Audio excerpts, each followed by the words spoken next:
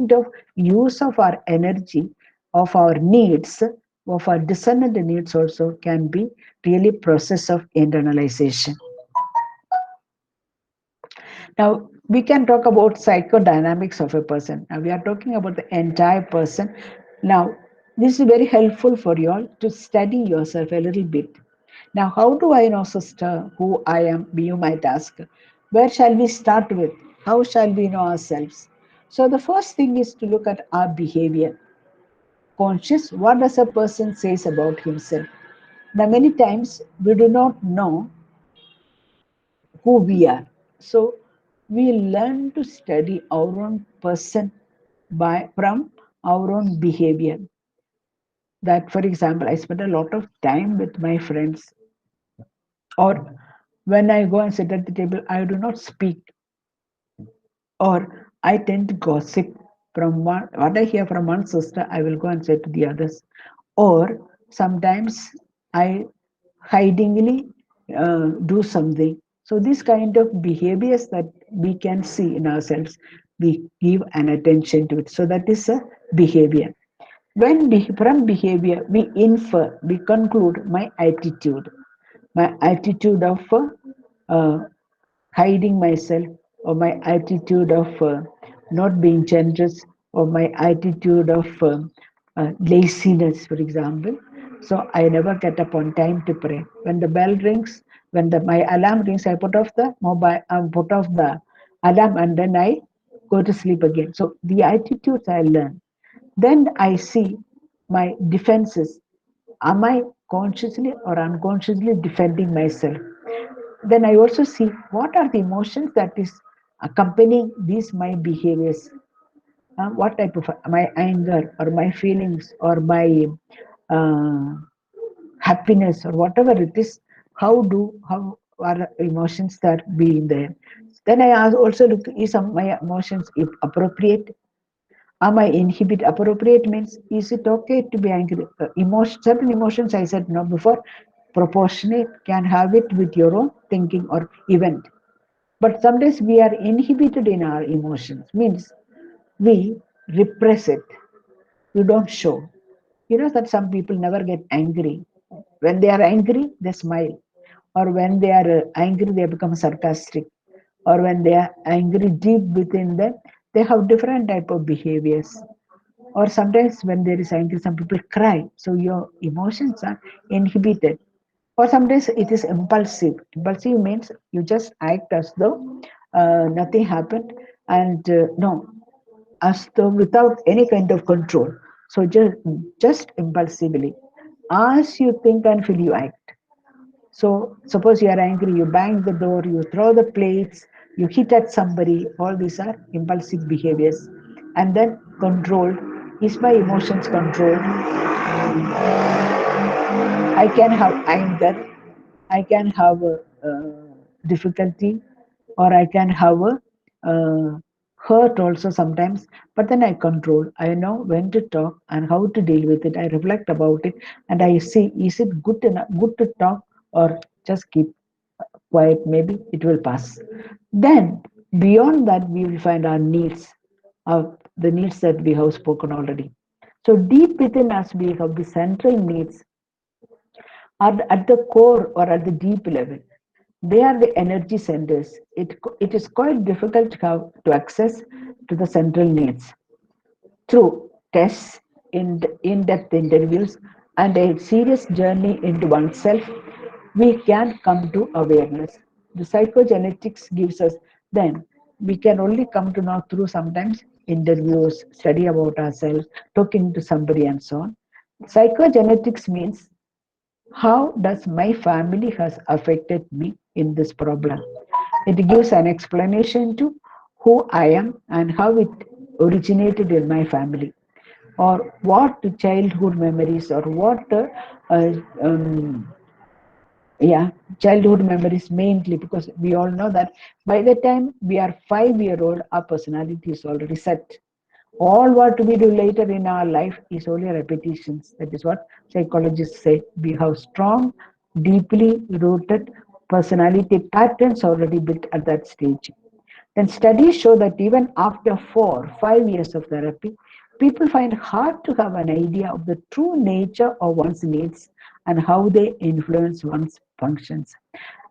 You know that how much of self knowledge or how much of counseling, how much of self revelations and help also, it's quite difficult for us to know who we are because self awareness is not that easy. And because we always tend to divert. So, why? The temptation to find the reasons and not find the reasons for not changing or not finding the needs, there can be so many. Others, we have always what we say in simple terms excuses for not acknowledging that we are the cause of our failures or in that way. So we sometimes blame others. This happened because of my companions. This happened because somebody else said something. Because she did not call me, that is why I did not wake up. And so on. We always blame the other. We can also give excuses about the formator. She's too strict or she's too lenient. Somewhere they say, so strict she is, so we don't know what to do. So lenient, so she doesn't tell us what to do. So sometimes too lenient. Many excuses. Some do not understand me. So I'm not going to change. Thirdly, my past background. I am made like that. My family. So sometimes we blame my family is like that, sister. I'm like that only. Which means, what are we saying? Please leave me as I am. Don't ask me to change. I'm like that only. So then my family, I come from that particular place or particular family background. My father was this way. My mother was always punishing me. My father never talked to me, so I cannot talk. All excuses. Then my language. Yeah, I am from that place, so I can only talk to my companions who speak the same language. Or the hurts that I have had. I have had abuse, maybe. I have been maltreated by teachers, maybe, or parents, maybe uncles, aunties, cousins, God knows what. So, all this type of things sometimes we place before in order not to find out or pinpoint and come to the truth that we are the one cause of what is happening. It can be also community. The others are there to judge, to speak about me, and many more. So, as Jesus says, how difficult it is to come to know really the true heart of who we are, our sinfulness or our limitations or our reality. Therefore, we will always look around for many reasons.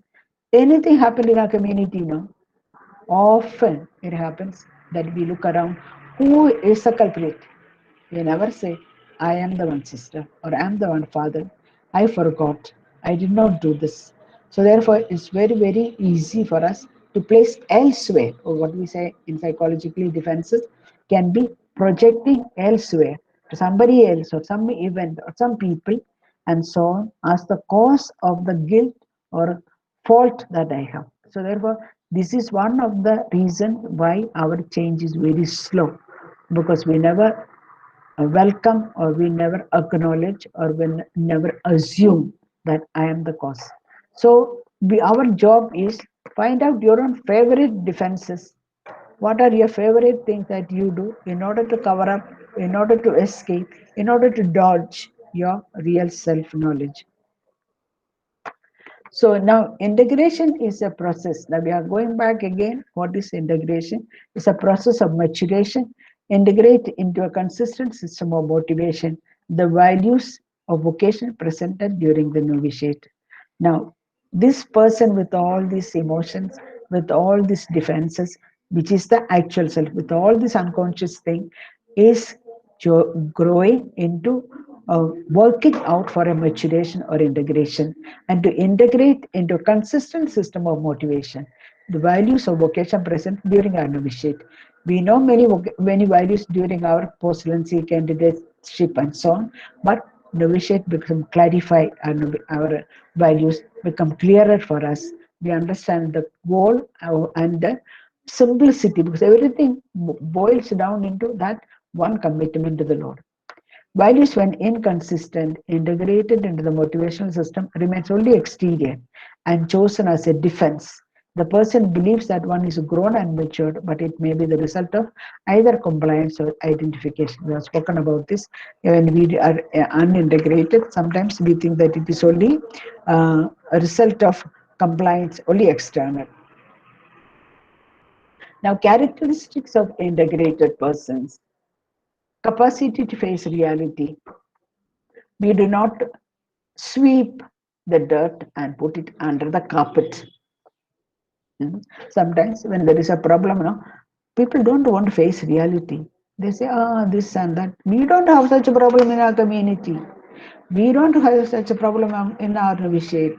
We don't have, they may be boiling or maybe having difficulty hiding, or really sometimes we don't face reality. Secondly, not threatened by their inner insecurity. We all have insecurity, but not threatened. Then more inclined towards unselfish, disinterested love. This all I'm sure you are aware of it. Less need to be loved and accepted. They are free in giving and receiving, not self-centered. There is basic internal security. Secondly, they are realistic in the implementation of vocation values and attitudes. We have to become realistic. Within a day, at the end of the novitiate, we are not going to be getting out of all our problems and clear up all our needs, or we are not going to attain the complete, so a pass, a journey. Certain goals are achieved, then we proceed. Usually, they are flexible and creative. They are not stuck. They know how when to speak and when to be silent. So integrated person, they don't need to always blah blah, but they can always keep quiet also. Not needed to speak many things sometimes. They have basic trust in themselves and in others. It's very important fact, a basic trust that we have in ourselves. When we have trust in ourselves, we also have trust in the others. That is what happens to us. They can keep their aggression under control. So even if they have anger sometimes, we know how to keep. The relationship is characterized neither by dependence nor independence, but dependability. A child is dependent, adolescent is independent. But as we grow and mature, we become dependable people.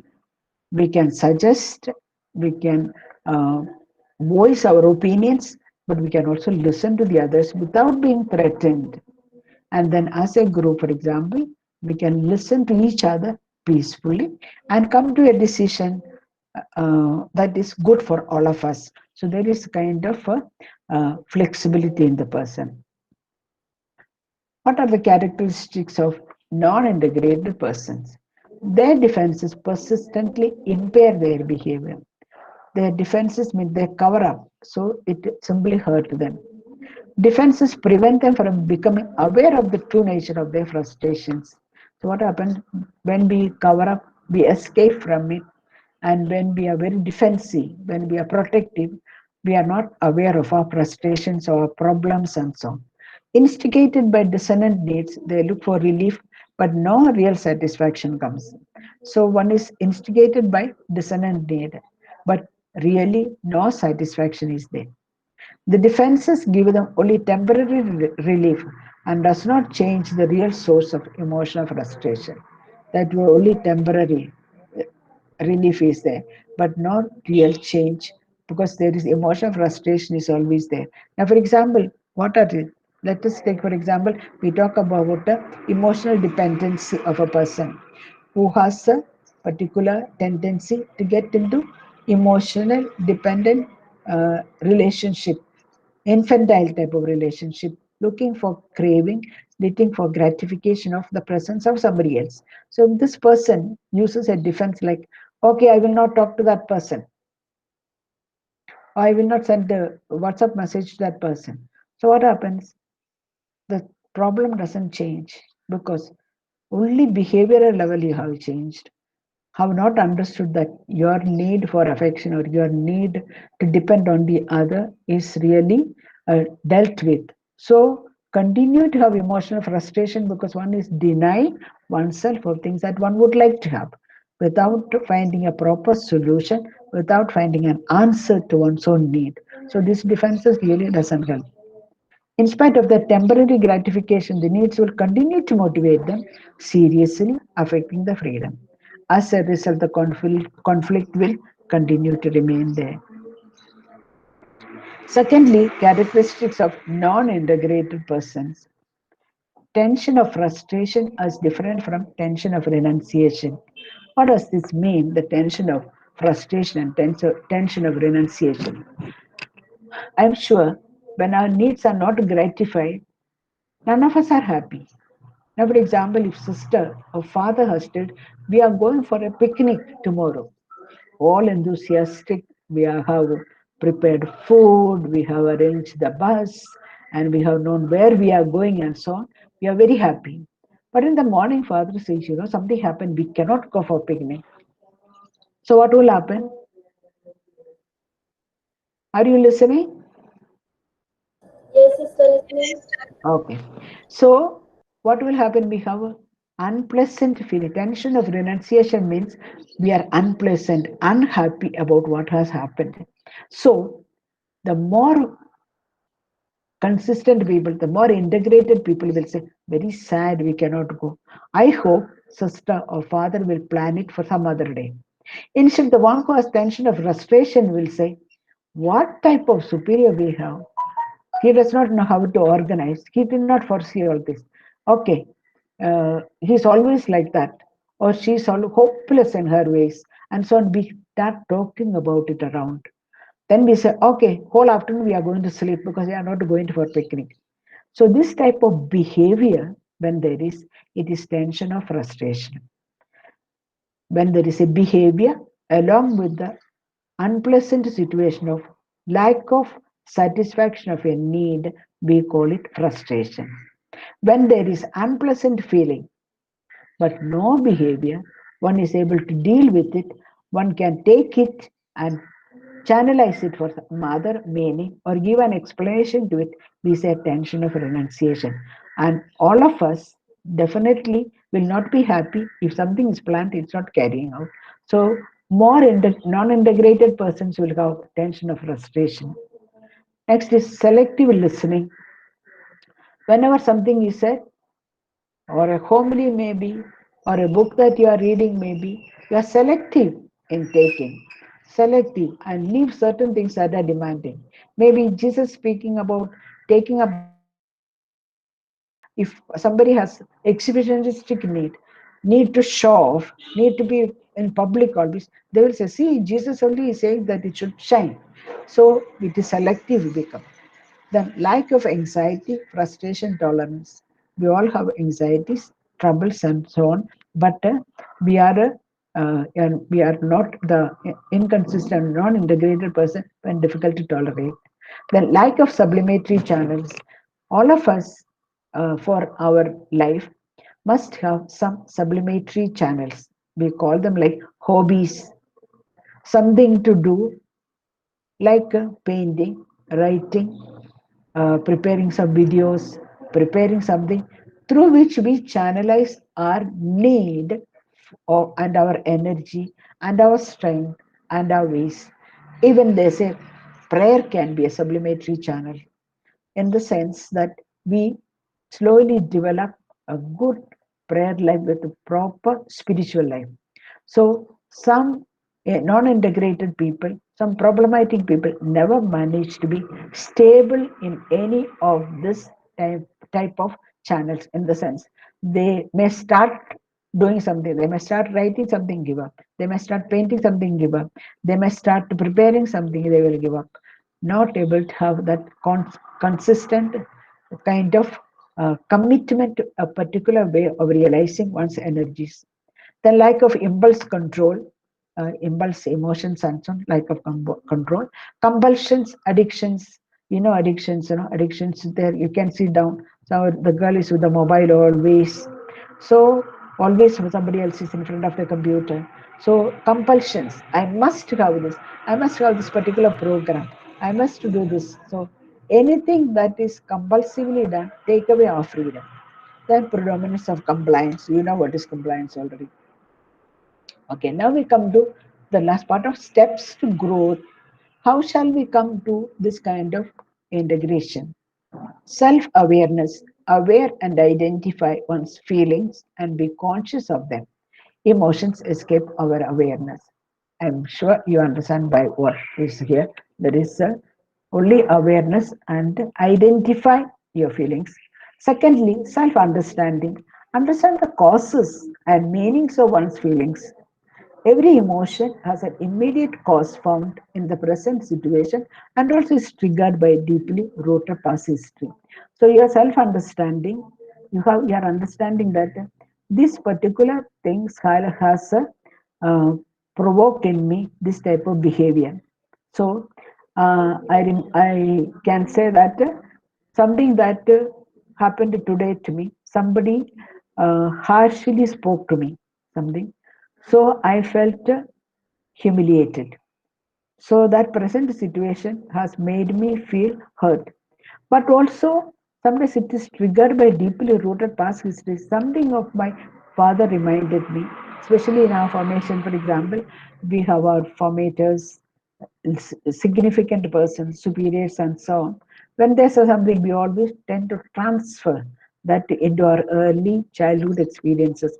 So something that has passed, it happened, or when we any type of behaviors that can have the history of the past. So we study why this happened to me today because of it has happened some time ago. That is why it is being repeated. Also, for example, a child who had been somebody who feels abandoned when the community superiors or formators go away, for example, feel lost, feel abandoned because early childhood maybe mother was leaving them and going to work, and at that time they have experienced anxiety, fear, and helplessness. So the same thing is being transferred today. Thirdly, self acceptance. Self knowledge without self acceptance can be self destructive instead of growth producing. Self acceptance is to say, this is me, I welcome it. So, knowledge alone is not enough. Some people say, no, I know I'm angry, but they are really not accepting that they have this anger within them. That way of saying sometimes is only defensive to cover up from somebody else, to defend oneself. So to say to oneself, this is me, this is how I am. So I need to welcome it. This is part of me. Acceptance is facilitated by two factors. They are crucial for healing and reconciliation. The presence of an accepting other. Usually, healing takes place with the presence of somebody else with us, like our superiors, a therapist, someone who can listen to me can help for healing. And secondly, faith, belief in the goodness of God's creation, because we know that nobody else can heal, only God can heal us. Self change and free decision helps to decide over proper course of to be taken concerning one's needs and feeling in the light of conflict situation. You need freedom. Only that can help us to make a decision. Instead of repressing them, one may choose to express them verbally or behaviorally by acting or by suppressing for meaningful motives.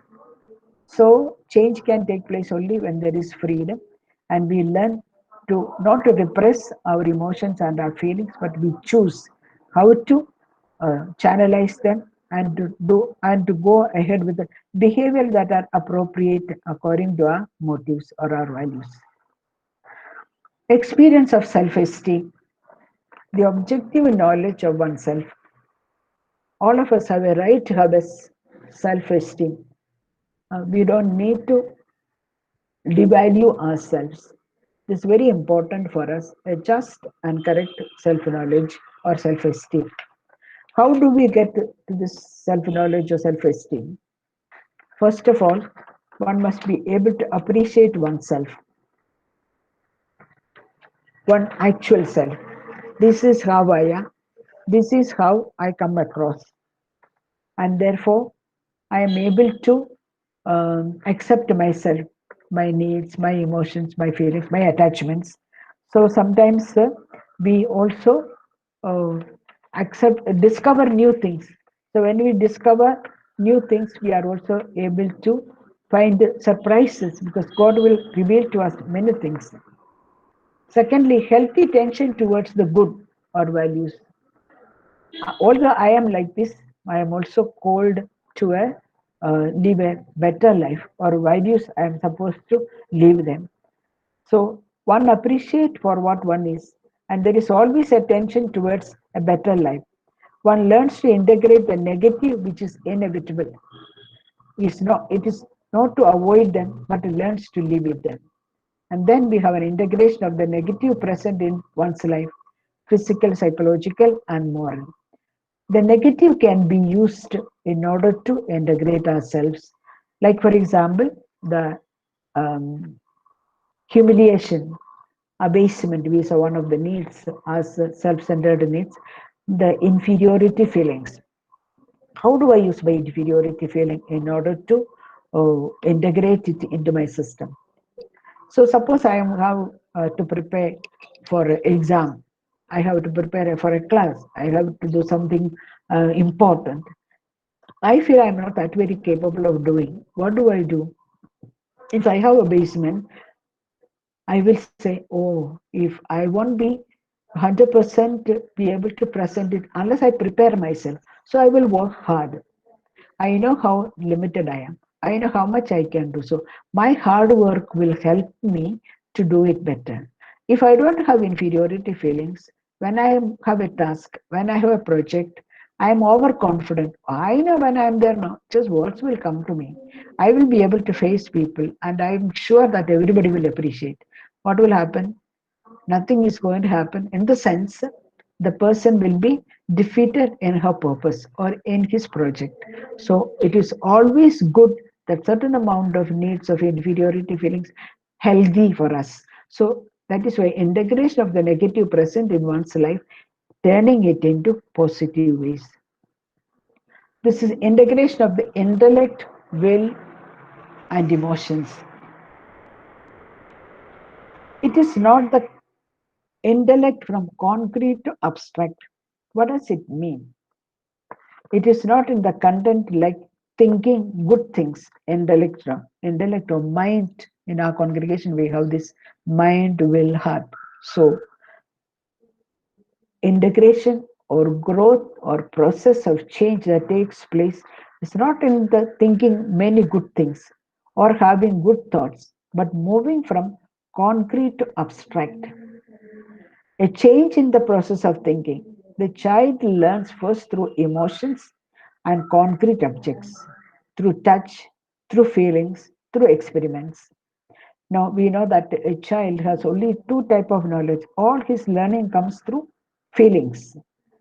We to learn to move away from concrete situation or experiences or emotional knowledge to abstract ideas and meaning. Thus, everything gets a meaning. Our intellect get provoked. Our intellect get used to find meaning in what we are doing in order to be able to make a proper decisions. We don't get lost at the concrete emotional experience of things. Will from passivity to activity. A passive person will wait for things to happen, but somebody else will do things, hoping that somebody else will do things. To grow in will is to be constant, perseverant, prompt, not to postpone for the next day. There is consistency between thinking and doing. The person whose will is formed well will have always prompt in action. They do not keep things for the next day and will always be then and there they will do. They are active and they will only win things. And many times we are judged not by our intellect knowledge, not even by our feelings, but by our actions. People want things to be done. Therefore, it is important for us to develop this will. Sometimes I tend to be passive, waiting for somebody else to do things. Ask somebody else will tell me what to do. They say it's like waiting for the morning rain to fall upon to know what I have got to do. It will not happen. We just have to make concrete decisions in our life if we want to integrate our will into our whole system of growth. Emotions from globality to specificity. This is a child has only two types of emotions, pleasure and pain. As one grows, one learns to identify the emotions and name them. So you can see when we are small children of globality, everything is pain or pleasure. The child cannot identify the emotion. But as they grow, when the child is 2 or 3 year old, when he start crying, mommy will ask, no, for what you are crying? But to an infant of 5 months, no mothers will ask for what you are crying because he's not able to verbalize. So he verbalizes his emotions. Growth in the emotions takes place as we grow. So our emotions has to be named. They have to be identified. So sometimes they get mixed up. Some of our emotions are mixed up. Sometimes if we are angry, maybe because we were humiliated. When we are humiliated, maybe because somebody else did something to me. So therefore, we are able to speak about our emotions. Often children who are stubborn keep silence. Sometimes this type of behavior we carry in our life too long time without being able to verbalize our emotions, which is very, very important.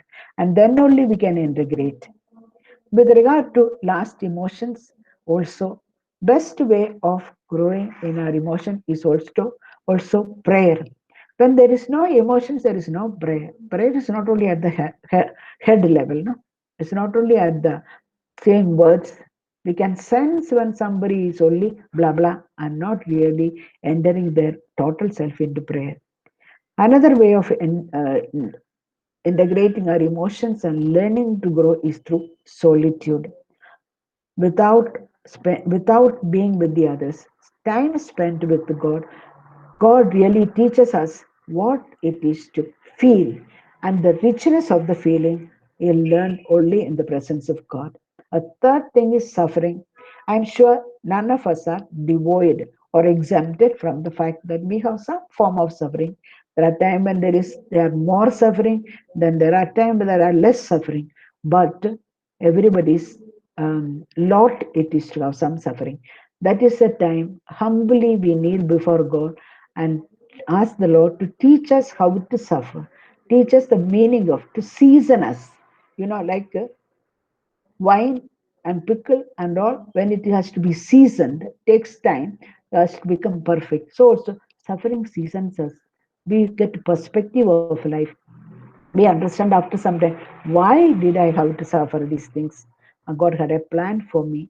He taught me so many things through that event. So therefore emotions are also learned through and educated through suffering.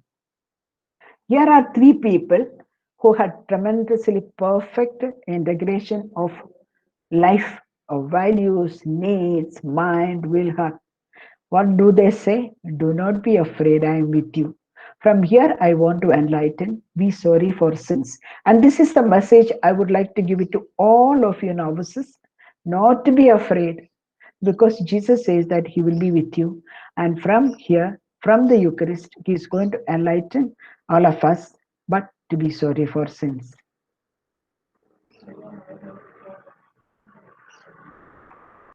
You like this picture? Yes, sister. Yes, sister. Finish. Yes, sister. So, Okay.